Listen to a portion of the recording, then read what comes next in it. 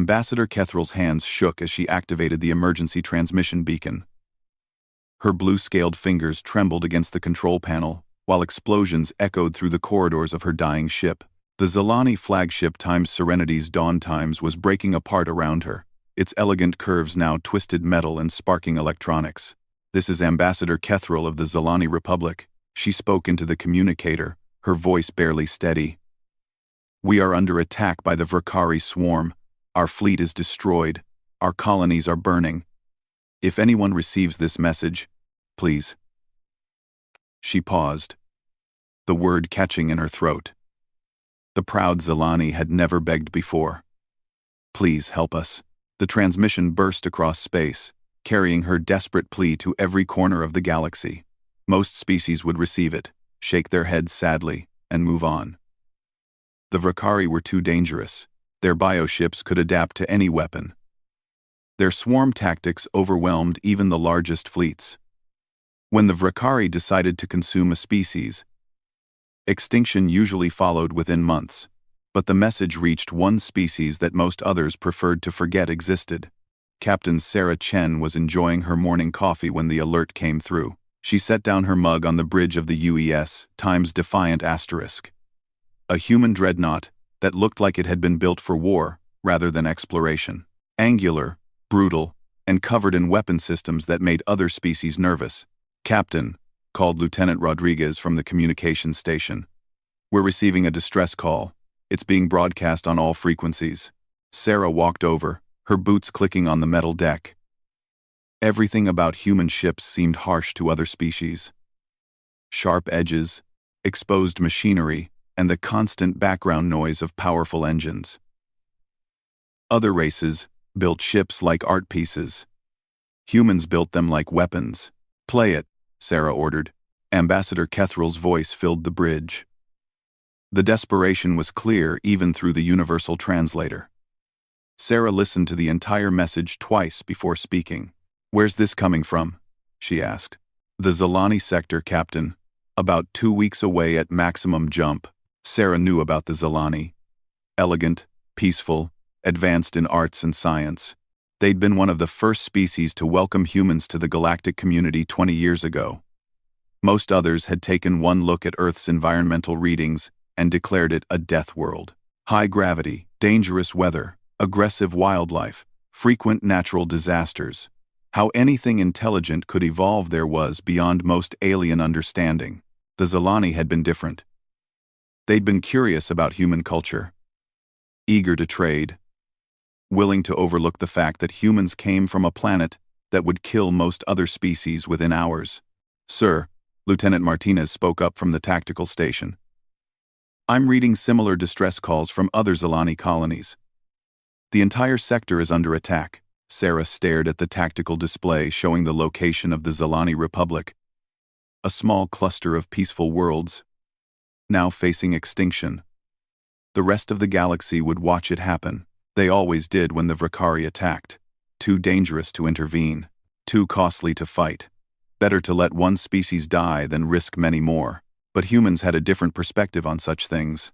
"Rodriguez, send a message to Fleet Command.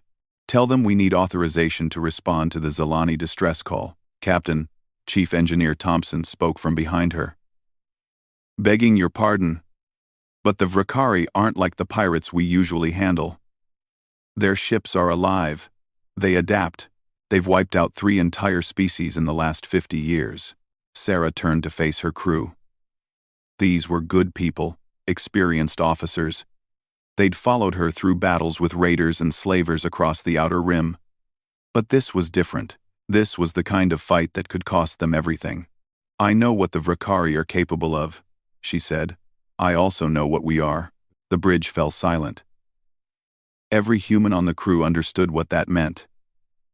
They came from a world where everything was trying to kill you, where survival meant fighting against impossible odds, where giving up wasn't an option.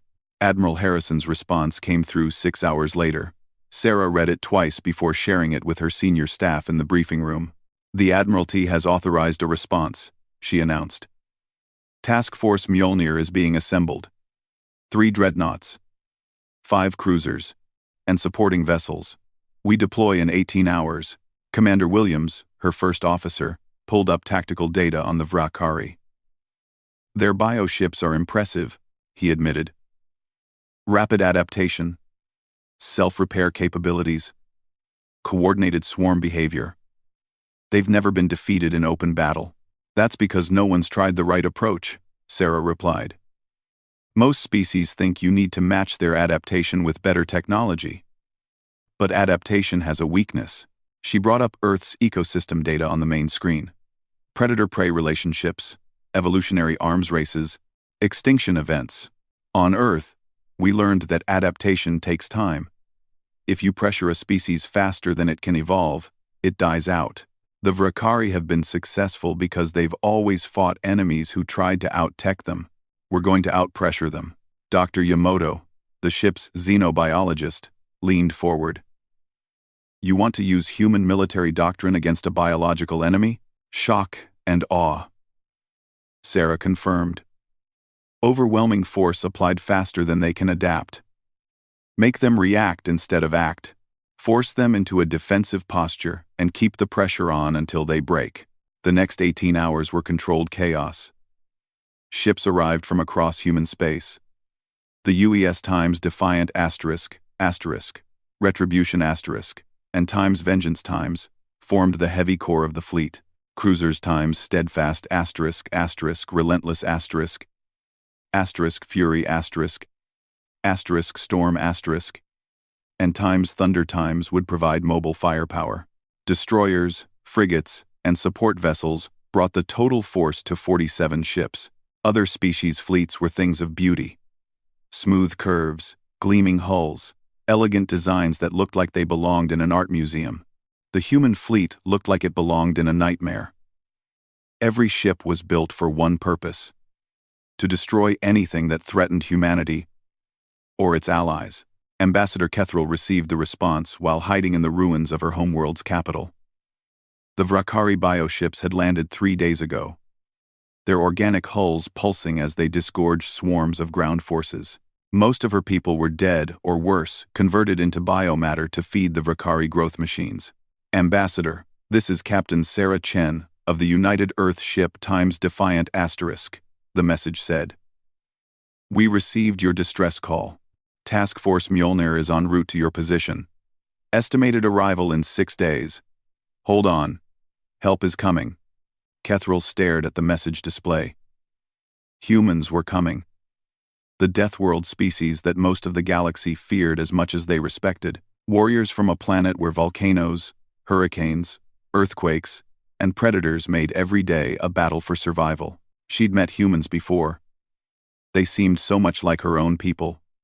Bipedal, intelligent, curious about the universe. But there were differences. They moved with a predator's grace. Their eyes never stopped scanning for threats. They carried weapons casually, like tools rather than desperate measures. And now they were coming to fight the Vrakari. The unstoppable swarm that had devoured 3 civilizations and was working on a 4th. For the first time in weeks, Ambassador Kethril allowed herself to hope. The human fleet dropped out of hyperspace at the edge of the Zelani system 6 days later. Captain Sarah Chen stood on the bridge of the Times Defiant ***, studying the tactical display. The Vrakari had been busy. Dozens of bioships orbited Zelani Prime, their organic hulls pulsing with alien life. More ships moved between the outer planets, harvesting resources and population centers. My God, whispered Commander Williams. There are so many of them. Sarah counted 43 Vrakari vessels of various sizes. Intelligence said each one was a living creature, bred for war, capable of adapting its weapons and defenses based on what it faced. The largest ones were kilometers long, their surfaces covered in weapon growths and fighter-spawning organs. All ships. This is Admiral Chen, Sarah spoke into the fleet communication system. She'd been field promoted for this mission. Remember the plan. We hit them hard and fast. Don't give them time to adapt. Target the largest vessels first, cut off the head, and the body dies. For the Zelani. For humanity. Let's show these bugs what Deathworlders can do. The response came back from 46 other captains. their voices hard with determination. For humanity. Sarah turned to her tactical officer. All weapons powered. Launch fighters. Signal the fleet commence attack. The human fleet accelerated toward the enemy, their angular ships bristling with weapons. Behind them, space itself seemed to hold its breath as two very different philosophies of war prepared to collide. The Vrakari had never faced an enemy like this. They were about to learn why Earth was considered a death world, and why its children were the most dangerous predators in the galaxy. The Vrakari noticed the human fleet immediately. How could they not? 47 ships burning hard toward their position, energy signatures blazing across every sensor. Most species tried stealth when facing the swarm. Humans announced their presence like a challenge. Overseer Thraknal, the bioship commanding the Zalani operation, felt its consciousness expand as it absorbed data from hundreds of sensor organisms. These newcomers were different. Their ships registered strange energy readings, high radiation, aggressive electromagnetic signatures, and heat output that suggested barely controlled violence. The bioship had consumed the memories of 3 different species. It knew their fighting styles, their technologies, their fears. But these ships matched nothing in its vast biological database. Unknown vessels. Thraknal broadcast using absorbed Zalani communication technology. You enter claimed territory. Withdraw or face consumption. The response came immediately. Transmitted on every frequency with enough power to make sensor organs ache. This is Admiral Sarah Chen of the United Earth Defense Fleet. You have attacked our allies. You will cease all hostile actions and withdraw immediately. Or, we will destroy you. Thraknal processed this. Earth. Death world. The species most others whispered about when they thought humans weren't listening. Bioship archives contained fragmentary data about them. Aggressive, persistent, capable of thriving in environments that would kill most galactic species within minutes. But the Vrakari had devoured countless species. They would devour these humans too. Your threats are meaningless, Thraknal replied. We are the swarm. We adapt. We consume. You will join the Zalani in feeding our growth. The human response was immediate and overwhelming. 47 ships opened fire simultaneously. Not the careful, measured attacks that most species preferred. Not the elegant energy weapons that looked beautiful but took time to charge. This was raw, brutal firepower delivered with mechanical precision. Nuclear-tipped missiles streaked through space by the thousands. Particle beams tore through vacuum. Railgun slugs accelerated to significant percentages of light speed. And behind it all, something that made Vrakari bioships recoil in instinctive horror energy weapons that burned like the heart of a star. The humans had weaponized their sun. Thraknal's outer hull absorbed the first missile impacts, its bioarmor adapting to the explosive force. The second wave struck harder, penetrating deeper. By the third wave, adaptation couldn't keep up with destruction. Across the Vrakari fleet, bioships writhed in pain as human weapons found their targets. The beautiful organic curves that had intimidated a dozen species were being methodically destroyed by creatures that fought like their planet had trained them with absolute brutality and no mercy. Adapt. Thraknal commanded its fleet. Counter their weapons. The bioships tried. Armor shifted to deflect particle beams. Energy absorption organs grew to handle the plasma weapons. Defensive fields strengthened against kinetic impacts. But the humans weren't fighting like anyone else. They didn't use one type of weapon system that could be adapted to. They used everything. Nuclear fire, particle streams, kinetic slugs, plasma bolts, gravity weapons, and energy types that bioship archives couldn't even classify. On the bridge of the Times, Defiant Asterisk, Admiral Chen watched her tactical display with professional satisfaction. The enemy was trying to adapt. Just as intelligence had predicted, bioship hulls were shifting, morphing, growing new defensive structures. Williams, time to adaptation on the lead vessel? 40 seconds to counter our primary weapons, Admiral. Rodriguez, signal all ships, switch to secondary weapons packages, keep them guessing. The human fleet's attack pattern shifted instantly. Ships that had been firing particle beams switched to railguns. Missile cruisers launched gravity torpedoes. The dreadnoughts brought their main guns online, weapons that had been specifically designed to crack planetary surfaces. Thraknal felt its bioship convulse as a gravity torpedo detonated against its flank. The weapon didn't just damage it, twisted space-time, creating localized gravitational anomalies that tore at molecular bonds. No amount of biological adaptation could handle forces that operated on quantum levels. "This is impossible," it broadcast to its fleet. "How many weapon systems do they possess?" The answer came from a human destroyer that had broken through the Vrakari defensive line. Commander Jackson smiled grimly as his ship's AI compiled a response and broadcast it in perfect Vrakari biosignal. All of them. The destroyer times Cerberus times lived up to its name. Its weapons systems cycled through 7 different energy types in 30 seconds. Each one calibrated to exploit whatever defensive adaptation the bioships managed. When the Vrakari grew armor against plasma, they got hit with antimatter. When they adapted to antimatter, particle beams carved through their hulls. When they countered particles, old-fashioned explosive shells punched through their defenses. The human approach was simple: evolve faster than biology could handle. Captain Martinez on the cruiser Times Thunder Times watched his targeting computer track a medium-sized bioship. The creature was trying desperately to adapt to his ship's weapons, its hull flowing like liquid as it attempted to counter each new attack. "Poor bastard," his weapons officer commented. "It's trying so hard." "Save your sympathy," Martinez replied. "Lieutenant Chen is down there somewhere." His daughter was serving on a frigate, part of the fighter escort screen. "Target that spawning organ on its dorsal surface. Use the disruptor cannon." The bioship's spawning organ was preparing to release a swarm of fighter organisms when the disruptor beam hit. The weapon didn't just destroy it, unraveled molecular bonds, turning living tissue into its component atoms. The organ simply ceased to exist, along with a 50-meter section of surrounding hull. Across the battlefield, human weapons demonstrated why their species had survived on a death world: efficiency, lethality, and most importantly, the ability to kill something, no matter how tough it thought it was. The Vrakari had fought energy-based species and learned to absorb their weapons. They'd fought kinetic specialists and grown armor to deflect impacts.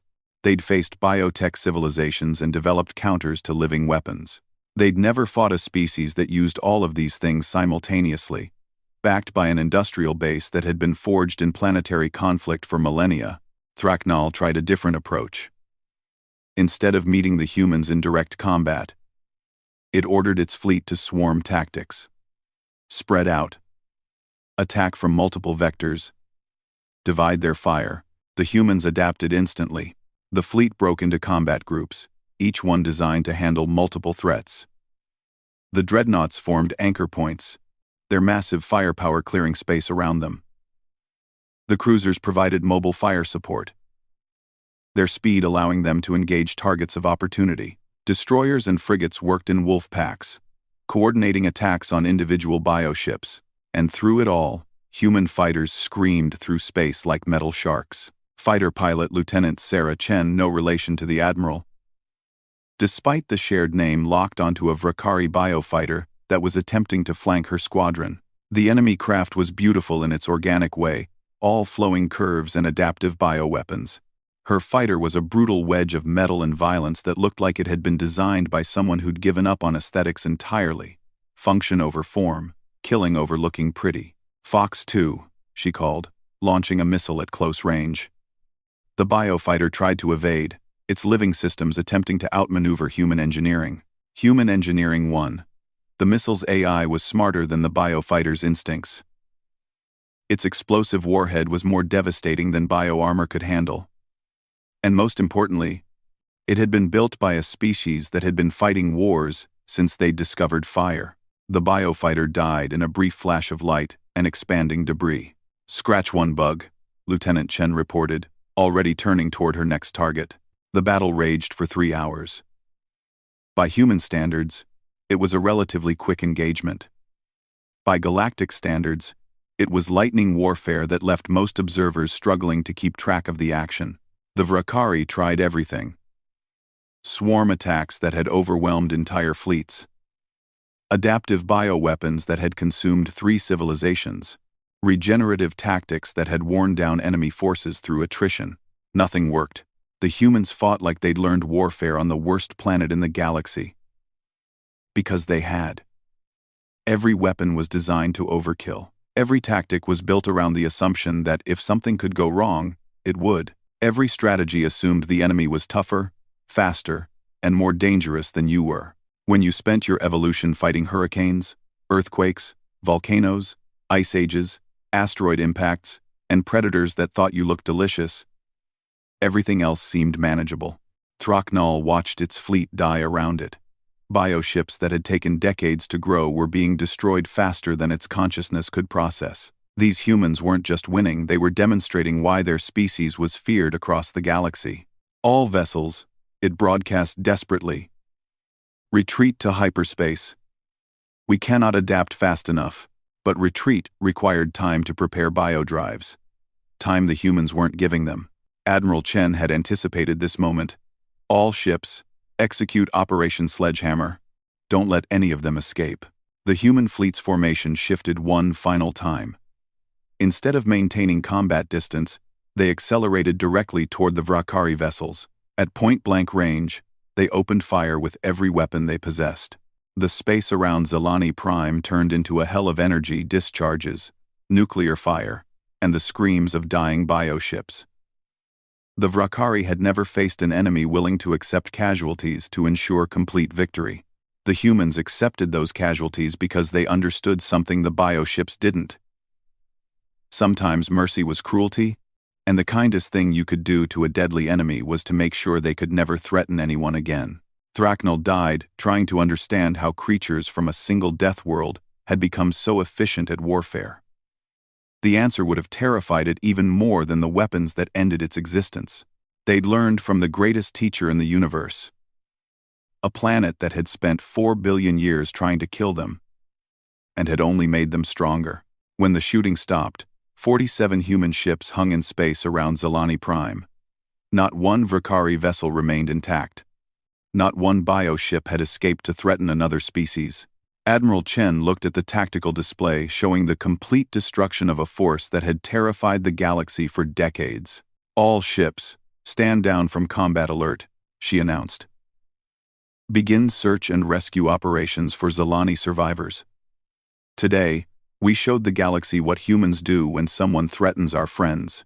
In the ruins of cities below, Ambassador Kethril received the message that the Vrakari were gone. Destroyed. Eliminated by the Death World species that the galaxy both feared and respected. She understood now why that fear existed, and why the respect was equally deserved. The galactic news networks couldn't decide what was more shocking, that someone had actually responded to a Vrakari attack, or that the responders had won so completely. Counselor Veltar of the Makari Union stared at the battle recordings for the 7th time, her 4 eyes tracking the impossible data streaming across her holographic display. The footage came from automated monitoring stations scattered throughout the Zalani sector. What they showed defied everything the galaxy knew about the Vrakari. "This can't be accurate," she said to her intelligence chief. "The swarm doesn't lose. They've consumed 3 entire civilizations. The data has been verified through 17 independent sources," Chief Analyst Mordan replied, his tentacles writhing with nervous energy. "The human fleet destroyed every Vrakari vessel in the system. Total casualties on the human side: 43 dead, 112 wounded. Total Vrakari survivors: 0. The numbers were staggering. The last time anyone had engaged the Vrakari in open battle, the Kaltharon defense fleet had lost 300 ships before retreating. The time before that, the Nexari Armada had been completely destroyed trying to defend their home colonies. The humans had walked into the same kind of battle and ended it in 3 hours with losses that most species would consider acceptable for a training exercise. On Zalani Prime, the rescue operations were already underway. Admiral Chen had established orbital command aboard the Times Defiant Times while her fleet spread throughout the system, hunting for survivors and beginning the grim task of assessing the damage. Ambassador Kethril stood in the ruins of her capital city, watching human soldiers move through the debris with practiced efficiency. They worked in teams, using equipment that seemed both incredibly advanced and brutally simple. Scanners to detect life signs, cutting tools to remove debris, medical equipment to stabilize survivors. What struck her most was how they moved. Other species rescue workers were careful, methodical, afraid of causing more damage. The humans worked with the confidence of people who'd grown up dealing with natural disasters, building collapses, and emergency situations. A human medic, Corporal Williams, according to his name patch, was treating a Zalani child who'd been trapped under rubble for 6 days. His hands moved with practiced skill, administering medications and stabilizing injuries that would have overwhelmed most field medical equipment. "You're going to be fine," he told the child in carefully pronounced Zalani. "We've got you now. You're safe." The child looked up at him with wide eyes. "Are you really from the death world?" Williams smiled gently. "Yeah, kid. We are. But don't worry, we're the good guys." Ambassador Kethril approached the medic after he'd finished treating the child. "Corporal Williams, may I speak with you?" The human looked up, noting her diplomatic insignia. "Of course, Ambassador. How can I help?" "I wanted to thank you," she said simply. "For coming. For fighting for us. Most of the galaxy gave us up for dead." Williams stood, wiping dust from his uniform. "That's not how humans work, ma'am. You called for help, we came running. That's what allies do. But the risk." Kethril struggled to understand. "The Vrakari could have destroyed your fleet, could have followed the survivors back to human space. You risked your entire civilization for us." The medic considered this for a moment. "Ambassador, can I ask you something? How many species knew the Vrakari were attacking you?" The distress signals reached 37 different galactic civilizations. "And how many offered to help?" Kethril's scales darkened with shame. "None. That's the difference between us and them," Williams said quietly. "We learned a long time ago that if you don't stand up to bullies, they just find more victims. The Vrakari needed to be stopped. If we didn't do it now, they'd just keep consuming worlds. Until eventually they came for ours." It was a simple philosophy, but it explained everything Kethril had witnessed. Humans didn't see helping others as a risk, they saw it as prevention. Stop the threat before it gets worse. Protect the weak because today's victim might be tomorrow's ally. Across the galaxy, other species were having similar realizations. The Thrakari hegemony had been planning to expand into former Vrakari territory once the swarm finished consuming the Zalani. Now their expansion plans were worthless. There was no former Vrakari territory because there were no former Vrakari. The Veltani consortium had been secretly negotiating with the swarm, offering tribute in exchange for being left alone. Now their tribute agreements were null and void, signed with an entity that no longer existed. The great powers of the galaxy were scrambling to reassess their strategic positions. For 50 years, the Vrakari had been an unstoppable force, a fact of galactic life that shaped every political and military decision. Overnight, that fact had been deleted by a species most considered primitive, because they came from a dangerous planet. High Counselor Zareth of the Galactic Council called an emergency session 3 days after the Battle of Zalani Prime. Representatives from 49 species gathered in the Great Chamber, their various forms of communication creating a cacophony of sounds, electromagnetic pulses, and chemical signals. "We are here to discuss the human intervention in the Zalani crisis," Zareth announced, his crystalline form resonating with harmonic frequencies. "The ramifications of recent events require careful consideration." Counselor Veltar spoke first. "The humans have demonstrated capabilities that exceed our previous assessments. Perhaps it's time to reconsider their status within the Council." Currently, humanity held a minor seat, appropriate for a species that had only been part of galactic civilization for 2 decades. Their home system was classified as a death world, their technology was considered crude but effective, and their military was thought capable only of defending their immediate territory. Those assessments were now clearly obsolete. "With respect," interrupted Counselor Thrakvel of the Nexari Republic, "we should be asking ourselves different questions. The humans didn't just defeat the Vrakari, they annihilated them. Completely. No survivors, no prisoners, no mercy." His words hung in the chamber's artificial atmosphere. Several species shifted uncomfortably. They'd all heard the battle reports. The humans had fought with a brutality that was both effective and terrifying. "The Vrakari were a cancer," replied Councillor Matho of the Altarian Federation. "Sometimes surgery requires cutting deep. The humans did what none of us were willing to do. They solved a problem permanently." The debate continued for hours, but the conclusion was inevitable. Whether the galaxy liked it or not, humanity had just proven itself capable of eliminating threats that had terrorized civilized space for decades. The political implications were staggering. Meanwhile, aboard the Time's Defiant Asterisk, Admiral Chen was dealing with more immediate concerns.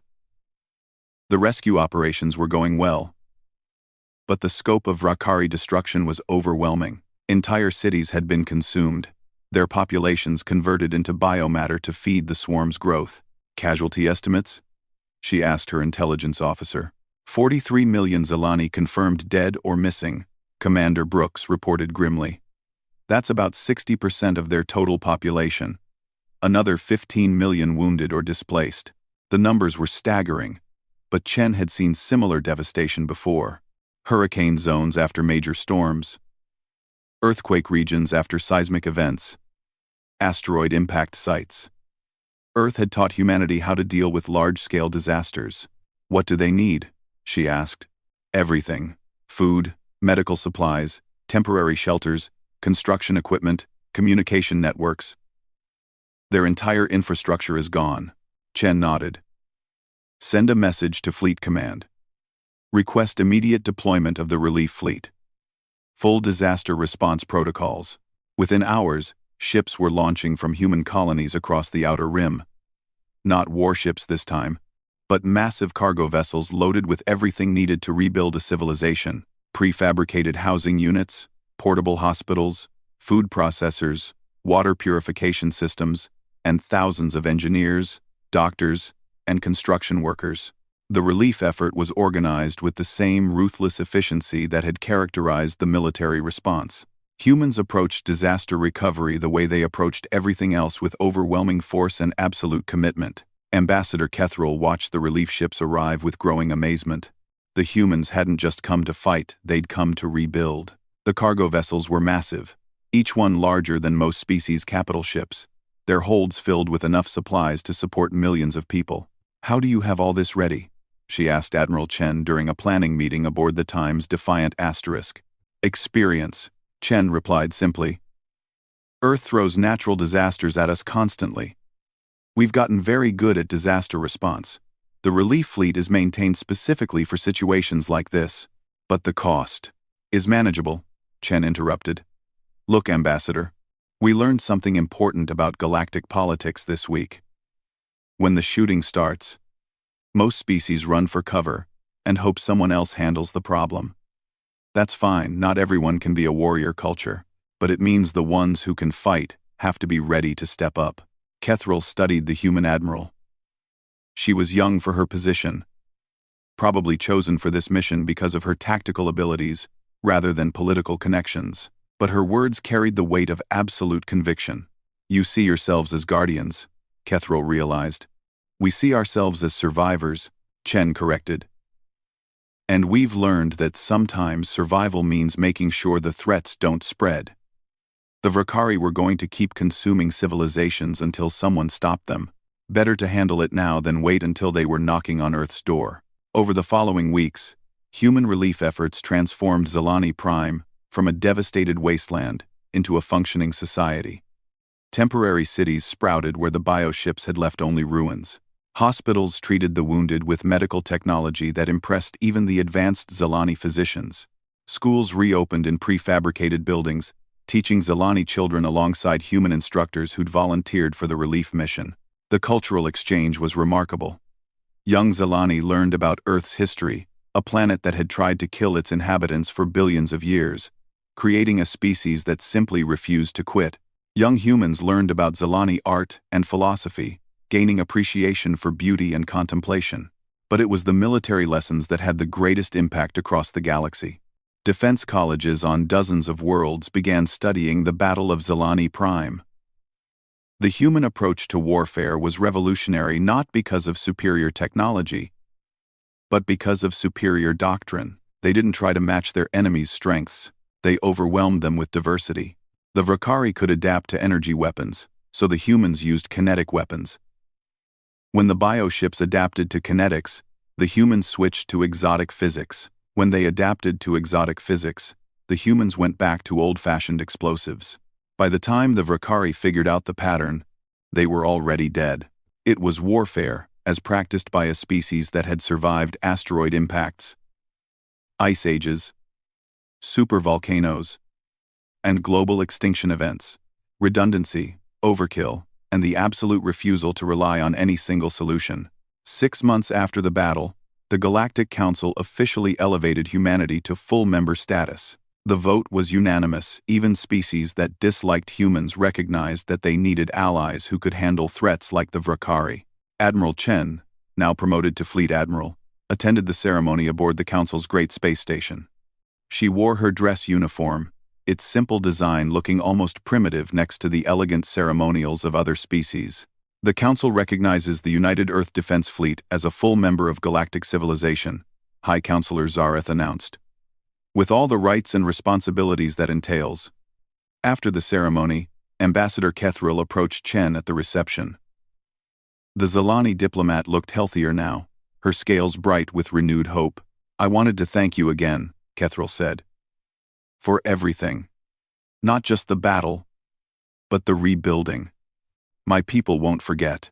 "Neither will mine," Chen replied. "We've got friends now. Real ones. That's worth more than any council seat." As they spoke, representatives from dozens of other species approached, each wanting to discuss mutual defense agreements, technology sharing, cultural exchanges. The Death World species that had once been viewed with suspicion was now seen as the galaxy's strongest shield against the darkness between the stars.